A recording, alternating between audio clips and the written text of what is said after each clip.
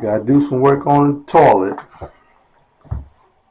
What's happening when you flush it, the float in here is not rising up and shutting the water off, so it's making the water run continuously.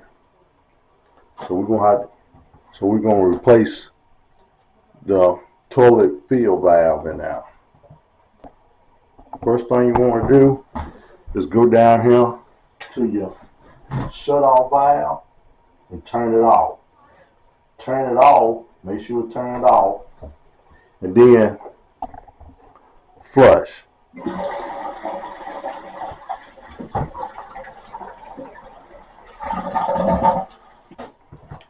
Once you flush it, that will stop the water from coming back up into the tank and filling it up. You may not need any tools. Next thing you want to do, go right here to your supply line and screw that off. While you're screwing this off, get you a bucket or a small trash can so you can catch your water as it starts to come out.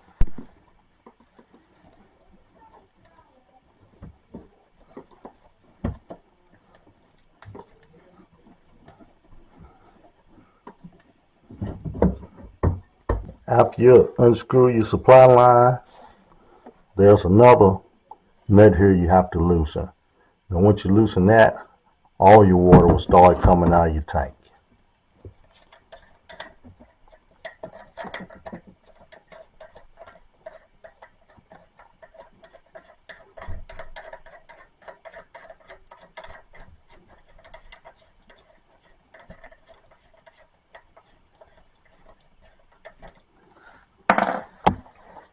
Now go to your valve,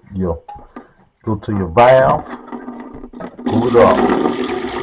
You'll see all your water is coming out.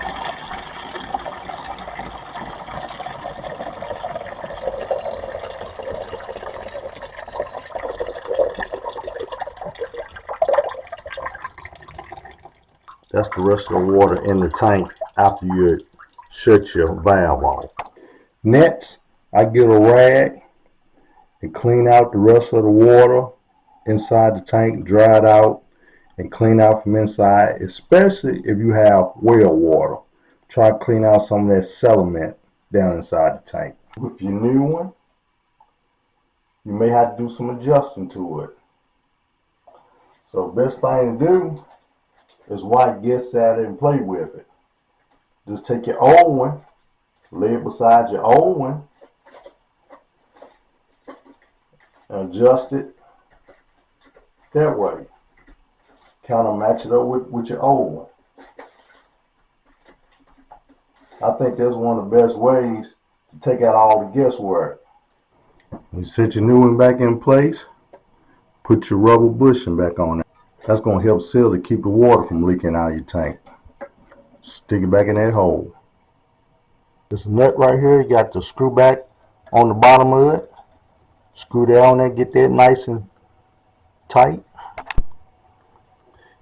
Next, screw your supply line back to it. Now put this line back on now. Slide your clamp up to it. Take this piece, slide it down now. And this water line goes right there. You see how long this is, so you can cut some of this off. You just take your pair of scissors and cut some of it off where it's so long.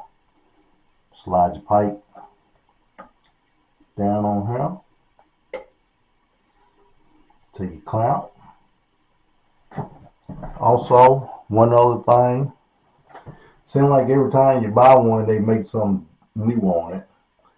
This particular fill valve has a chain that you also hook to this lever right here. Not all of them have it. At least the ones I changed in the past didn't have it. This chain right here coming off this fill valve, this is a leak sentry chain. it's supposed to help detect leaks.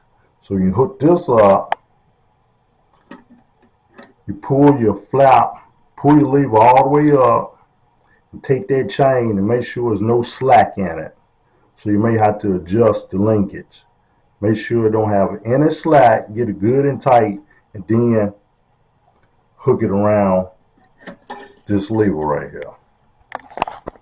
Then after that, turn your water shut-off valve back on. Okay, the fill valve, just shut the water off.